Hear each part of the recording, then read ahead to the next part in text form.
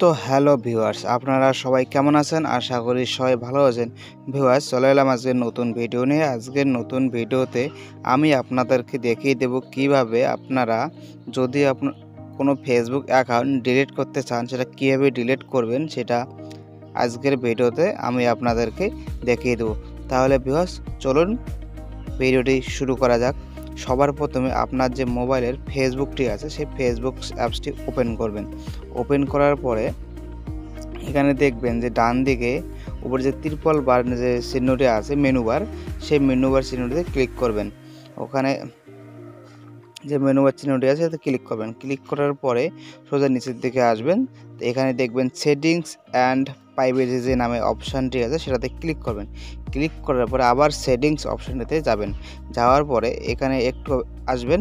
আসার পর দেখবেন অ্যাকাউন্ট সেন্টার যে অপশানটি আছে, এটা পুরো অপশানটি যে আছে এখানে অনেক পার্সোনাল ডিটেলস, পাসওয়ার্ড, সিকিউরিটি অনেক অপশানগুলো আছে, সেগুলোর মধ্যে ক্লিক করবেন। ক্লিক করার পরে দেখবেন যে নিচে পার্সোনাল ডিটেলস নামে একটি অপশান আছে, সেই পার্সোনাল ডিটেলস অপশানটিতে ক্লিক করবেন।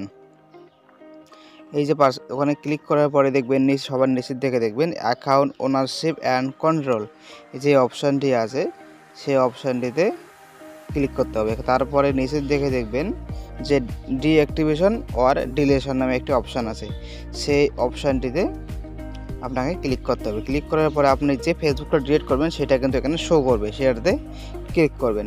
এখানে ক্লিক করার পরে নিচের দিকে দেখবেন যে দুটো অপশান আছে, ডিঅ্যাক্টিভ অ্যাকাউন্ট এবং ডিলিট অ্যাকাউন্ট। আপনি যদি ডিঅ্যাক্টিভ করতে চান ডিঅ্যাক্টিভে ক্লিক করবেন, যদি ডিলিট করতে চান তাহলে ডিলিট অ্যাকাউন্টে ক্লিক করে কন্টিনিউ যে অপশানটি আছে সেই কন্টিনিউ অপশানে ক্লিক করবেন। তারপর দেখতে পাচ্ছেন যে নিচে এখানে কিন্তু কয়েকটা কারণ দেখাচ্ছে যে কি কারণে আপনারা আপনার ফেসবুকটি ডিলিট করতে চান।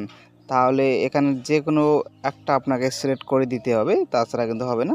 তো আমি সবার নিচে যে অপশানটি সেটাতে ক্লিক করলাম, করার পরে কন্টিনিউ যে অপশানটি সেখানে ক্লিক করলাম। তারপরে এখানে দেখতে পাচ্ছেন যে আবার কিন্তু কন্টিনিউ একটা অপশান আসছে, সেই কন্টিনিউ যে অপশানটি আবার চলে আসছে সেই কন্টিনিউ অপশানে ক্লিক করবেন। করার পরে এখানে সোজা নিচের দিকে আসবেন।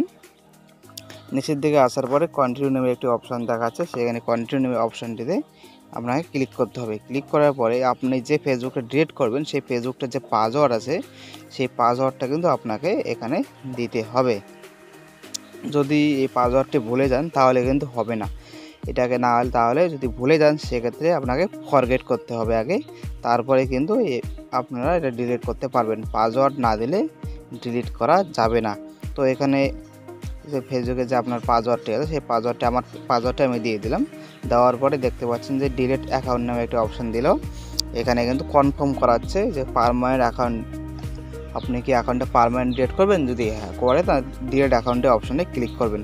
করার পরে দেখতে পাচ্ছেন এখানে কিন্তু একটা দেখাচ্ছে, মানে আপনার অ্যাকাউন্টটি 30 দিন পর্যন্ত ডিঅ্যাক্টিভ হয়ে থাকবে এবং 30 দিন পর এটা আপনি আপনার অ্যাকাউন্টটি পার্মানেন্টলি ডিলিট হয়ে যাবে। এবং এই 30 দিনের মধ্যে আপনি যদি আবার ওই same user name same password দিয়ে আপনারা এই আইডিটি খোলার চেষ্টা করেন তাহলে কিন্তু খুলবে। এই 30 দিনের মধ্যে কিন্তু আপনারা আবার সেই আইডিটাকে ফেরত আনতে পারবেন। আর যদি 30 দিনের মধ্যে ফেরত না আনতে পারেন তাহলে পার্মানেন্ট ডিলিট হয়ে যাবে। তো আপনি যেহেতু পার্মানেন্ট ডিলিট করবেন সেহেতু আপনাকে আর ট্রাই করার দরকার নেই। এভাবে আপনারা যদি ডিলিট করে দেন তাহলে এটা অ্যাকাউন্টটি 30 দিন পর পার্মানেন্টলি ডিলিট হয়ে যাবে, আর কখনো খুলতে পারবেন না। তো গাইস, এই ছিল আজকের ভিডিওটি ভালো লাগলে অবশ্যই ভিডিওতে একটি লাইক দিবেন এবং আমার চ্যানেলটিকে সাবস্ক্রাইব করবেন। ধন্যবাদ।